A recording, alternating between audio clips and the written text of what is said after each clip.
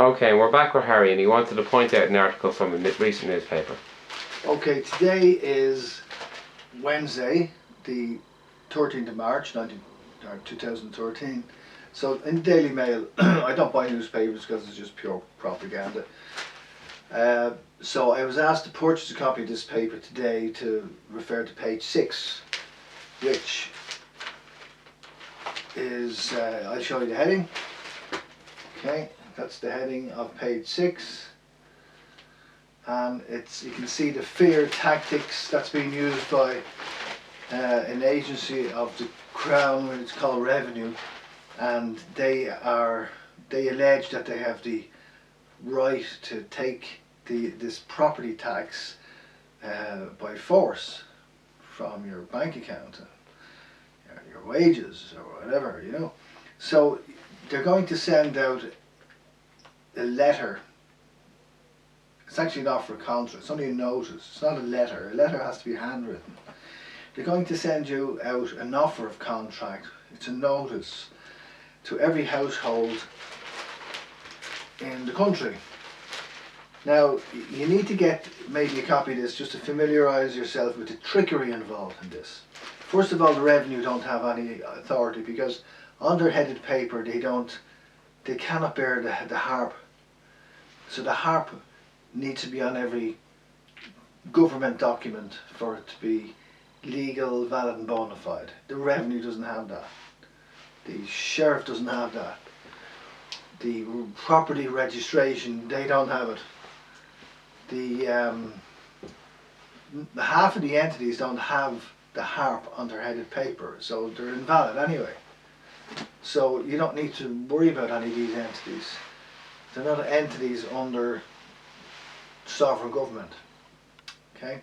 Now, to trick people into believing that they have some type of legitimacy is, if you go down further on this image, this here is an image of the proposed notice that will be sent, and there's no sovereign seal harp, but down here you'll see a sovereign seal harp.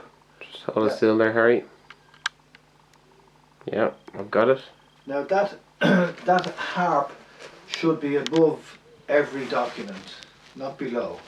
And you'll see that the line that divides the harp and the notice is actually divides the harp and notice. So everything below this line doesn't apply in law to anything above it. And this is applicable to every document. So it's only trickery. Also, the fact that none of these notices are signed. Nothing in law is lawful, valid or bona fide if there's no sign of nature on it. There's no signature. Because that's what your signature is. It's a sign of nature, because only a sovereign flesh and blood man or woman can give a sign of nature. These are only machines. And you don't need to fear these. There is no validation anyway in any of this. So you simply return it to sender, giving the words that I've suggested earlier on, stated earlier on. Return to sender. I do not recognise you, I do not understand your intent, which means stand under your intent or their intent. I do not have an international treaty with you, which means I never signed a contract with you anywhere on the planet. Okay? So there's no assured value, because there is no value, there was no signs of nature, there was no contract. So therefore there's no liability in anything, because there is no value in any of this. No value has been created, because stationery is dead. That's why they call it stationery. And it only becomes active when you give your signature to it. Then it's worth something, because now they have a bond that's worth money, because you gave your sign of nature to that. And this is how bonds are created, you know. And I compliment the people in England who've made that video clip, Meet Your Straw Man. It's only 4 minutes 17 seconds, and it explains pretty much what we're trying to disseminate out there. So you need to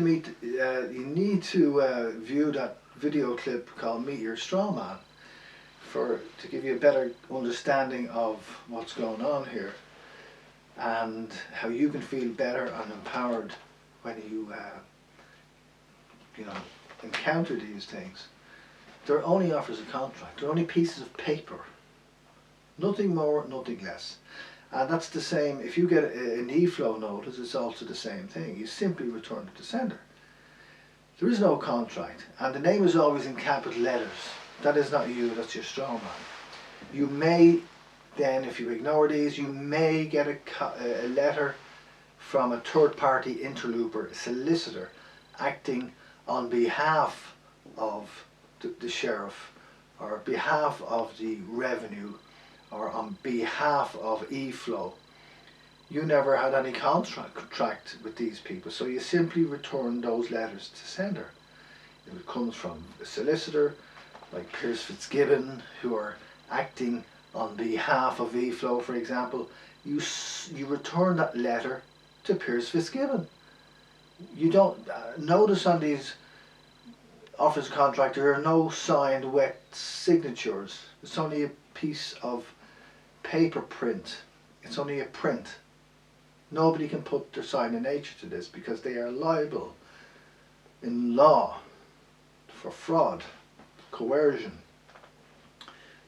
These are simply offers of contract, and if the revenue don't back off, you can sue them for harassment. That's the law. You can sue them for harassment.